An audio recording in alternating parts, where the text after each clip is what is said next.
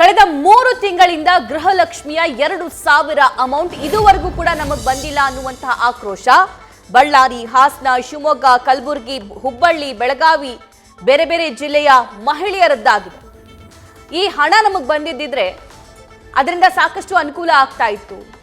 ನಮ್ಮ ಮನೆ ನಡೀತಾ ಇತ್ತು, ಖರ್ಚು ನೋಡ್ಕೊಳ್ತಾ ಇದ್ವಿ, ದಿನಸಿ ತರಿಸ್ಕೊಳ್ತಾ ಇದ್ವಿ, ಮಕ್ಕಳ ಫೀಸ್ ಕಟ್ತಾ ಇದ್ವಿ, ಸಂಘಕ್ಕೆ ಹಣ ಕಟ್ತಾ ಇದ್ವಿ.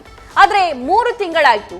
MP ಎಲೆಕ್ಷನ್ ಆಗೋವರೆಗೂ ಕರೆಕ್ಟ್ ಆಗಿ ಹಣ ಬಂತು. MP ಎಲೆಕ್ಷನ್ ಆದ ನಂತರ ಹಣ ಯಾಕೆ ಬರ್ತಾ ಇಲ್ಲ ಅನ್ನುವಂತಹ ಪ್ರಶ್ನೆ ಈ ಮಹಿಳೆಯರದ್ದಾಗಿದೆ, ಗೃಹಲಕ್ಷ್ಮಿಯರದ್ದಾಗಿದೆ.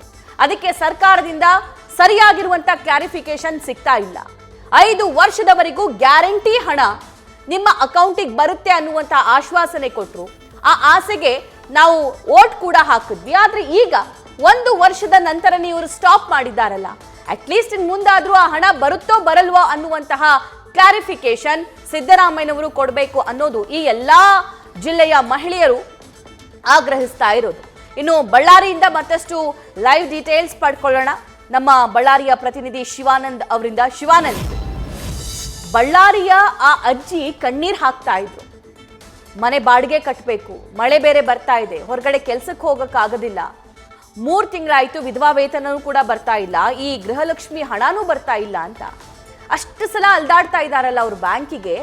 ಬ್ಯಾಂಕ್ನವ್ರು ಏನ್ ಹೇಳಿದ್ರಂತೆ, ಜೀವನ ಹೇಗ್ ನಡೆಸ್ತಾ ಇದ್ದಾರಂತೆ, ಅವರ ಆಗ್ರಹ ಏನಾಗಿದೆ?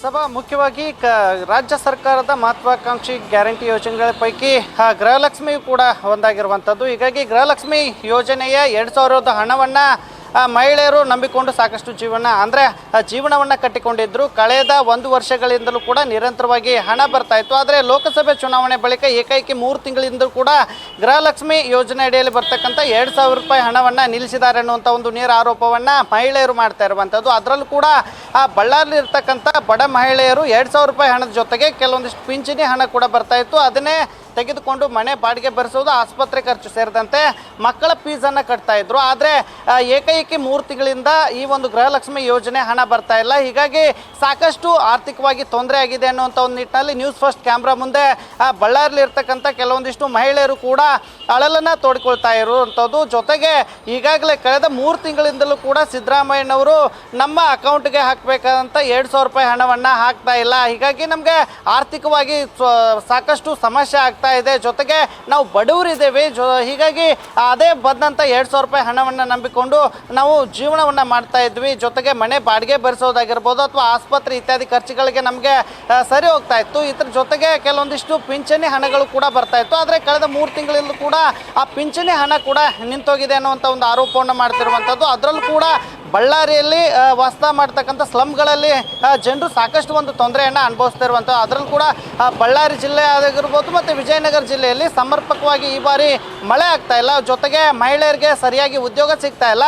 ಹೀಗಾಗಿ ಗ್ಯಾರಂಟಿಯಿಂದ ಬರುವಂಥ ಹಣವನ್ನು ನಂಬಿಕೊಂಡು ಕೆಲವೊಂದಿಷ್ಟು ಮಹಿಳೆಯರು ಜೀವನ ಸಾಗಿಸಬೇಕಾದಂಥ ಒಂದು ಅನಿವಾರ್ಯತೆ ಇರುವಂಥದ್ದು. ಆದರೆ ಈವರೆಗೂ ಕೂಡ ಅಂದರೆ ಕಳೆದ 3 ತಿಂಗಳಿಂದ ಕೂಡ ಏನು ಅಕೌಂಟ್ಗಳಿಗೆ ಏನು ಪ್ರತಿ ತಿಂಗಳು ಬರಬೇಕಾದಂಥ ಗೃಹಲಕ್ಷ್ಮಿ ಯೋಜನೆ 2,000 ರೂಪಾಯಿ ಹಣ ಬರ್ತಾ ಇಲ್ಲ. ಈ ಕಡೆ ಬಳ್ಳಾರಿಯಲ್ಲಿ ಇರ್ತಕ್ಕಂಥ ಕೆಲವೊಂದಿಷ್ಟು ಬ್ಯಾಂಕ್ಗಳಿಗೆ ಅಲದಾಟ ಮಾಡುವಂಥ ಒಂದು ಕೆಲಸವನ್ನು ಮಹಿಳೆಯರು ಮಾಡ್ತಾ ಇದ್ದಾರೆ. ಆದರೆ ಬ್ಯಾಂಕ್ ಸಿಬ್ಬಂದಿಗಳು ಕೂಡ ಸರಿಯಾಗಿ ಅಂದರೆ ಪ್ರತಿನಿತ್ಯವೂ ಮಹಿಳೆಯರು ಅಕೌಂಟ್ಗಳನ್ನು ಚೆಕ್ ಮಾಡಿದಾಗ ಇತರೆ ಕಸ್ಟಮರ್ಗೆ ಕೂಡ ತೊಂದರೆ ಆಗುತ್ತೆ ಅನ್ನುವಂಥ ಒಂದು ನಿಟ್ಟಿನಲ್ಲಿ ಅಧಿಕಾರಿಗಳು ಮಾಹಿತಿಯನ್ನು ಮಹಿಳೆಯರಿಗೆ ಹೇಳ್ತಾ ಇದ್ದಾರೆ ಅನ್ನುವಂಥ ಒಂದು ನಿಟ್ಟಿನಲ್ಲಿ ಅಳಲನ್ನು ತೋಡ್ಕೊಳ್ತಾ ಇದ್ದಾರೆ. ಇನ್ನು ಮಹಿಳಾ ಮತ್ತು ಮಕ್ಕಳ ಕಲ್ಯಾಣ ಇಲಾಖೆ ಅಧಿಕಾರಿಗಳನ್ನು ಕೇಳಿದರೆ ನಮಗೆ ಯಾವಾಗ ಬರುತ್ತೆ ಹಣ ಆವಾಗ ನಾವು ಅಕೌಂಟ್ಗೆ ನಿಮಗೆ ನೇರವಾಗಿ ಜಮಾ ಮಾಡ್ತೀವಿ ಅನ್ನುವಂಥ ಒಂದು ನಿಟ್ಟಿನಲ್ಲಿ ಏನು ಗೃಹಲಕ್ಷ್ಮಿ ಯೋಜನೆಯ ಫಲಾನುಭವಿಗಳಿಗೆ ಹೇಳ್ತಾ ಇದ್ರು ಹೊರತು. ಆದರೆ ಈವರೆಗೂ ಕೂಡ ಬಳ್ಳಾರಿ ಆಗಿರ್ಬೋದು ಮತ್ತು ವಿಜಯನಗರ ಜಿಲ್ಲೆಯಲ್ಲಿ ಯಾವೊಬ್ಬ ಮಹಿಳೆಯರಿಗೂ ಕೂಡ ಕಳೆದ 3 ತಿಂಗಳಿಂದ ಹಣ ಬಂದಿಲ್ಲ. ಇನ್ನು ಕಳೆದ ವಾರವಷ್ಟೇ ಬಳ್ಳಾರಿಗೆ ಭೇಟಿ ನೀಡಿದಂಥ ಮಹಿಳಾ ಮತ್ತು ಮಕ್ಕಳ ಕಲ್ಯಾಣ ಇಲಾಖೆ ಸಚಿವೆ ಲಕ್ಷ್ಮೀ ಹೆಬ್ಬಾಳ್ಕರ್ ಅವರು ಕೂಡ ಹೇಳಿದ್ರು, ಈಗಾಗಲೇ ನಾವು SC/ST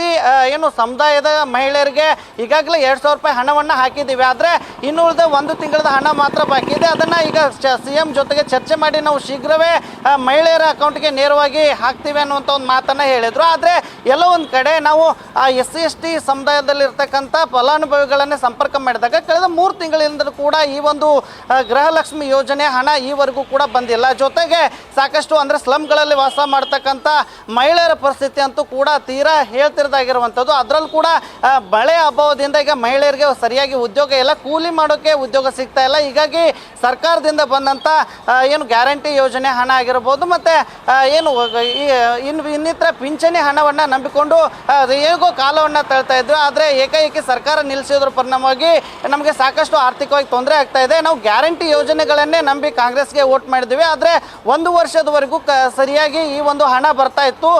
ಆದರೆ ಏಕಾಏಕಿ ಕಳೆದ 3 ತಿಂಗಳಿಂದ ಅಂದರೆ 2 ಎಲೆಕ್ಷನ್ ಆಗುವವರೆಗೂ ಅಂದರೆ ಲೋಕಸಭೆ ಮತ್ತು ವಿಧಾನಸಭೆ ಚುನಾವಣೆ ಮುಗಿಯುವವರೆಗೂ ಕೂಡ ಸರಿಯಾಗಿ ಈ ಒಂದು ಗೃಹಲಕ್ಷ್ಮಿ ಯೋಜನೆ ಹಣ ಬರ್ತಾ ಇತ್ತು. ಆದರೆ ಎಲೆಕ್ಷನ್ ಮುಗಿತಿದ್ದಂತೆ ಏಕಾಏಕಿ ಇದು ಸ್ಥಗಿತ ಆಗಿದೆ. ನಾವು ಕೂಡ ಬ್ಯಾಂಕ್ಗಳಿಗೆ ಸಾಕಷ್ಟು ಬಾರಿ ಅಲ್ದಿದ್ದೇವೆ, ಆದರೆ ಈವರೆಗೂ ಕೂಡ ಬರ್ತಾ ಇಲ್ಲ. ಯಾಕೆಂದರೆ ಒಂದು ಬಾರಿ ಮಹಿಳೆಯರು ಬ್ಯಾಂಕಿಗೆ ಹೋಗಿ ಬರಬೇಕಾದ್ರೆ ಕನಿಷ್ಠ ಅಂದರೂ 30 ರೂಪಾಯಿ ಆಟೋ ಬಾಡಿಗೆಯನ್ನು ಅವರು ಭರಿಸಬೇಕಾಗತ್ತೆ.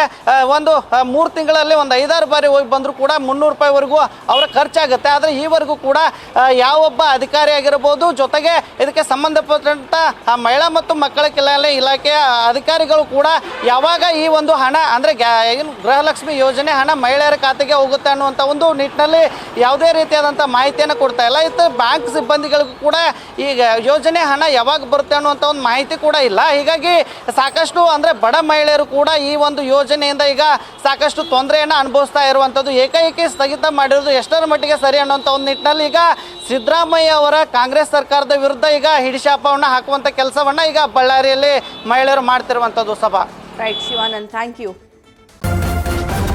ನ್ಯೂಸ್ ಫಸ್ಟ್ ನಿರ್ಭೀತಿಯಿಂದ ನಿಮ್ಮ ಪರವಾಗಿ.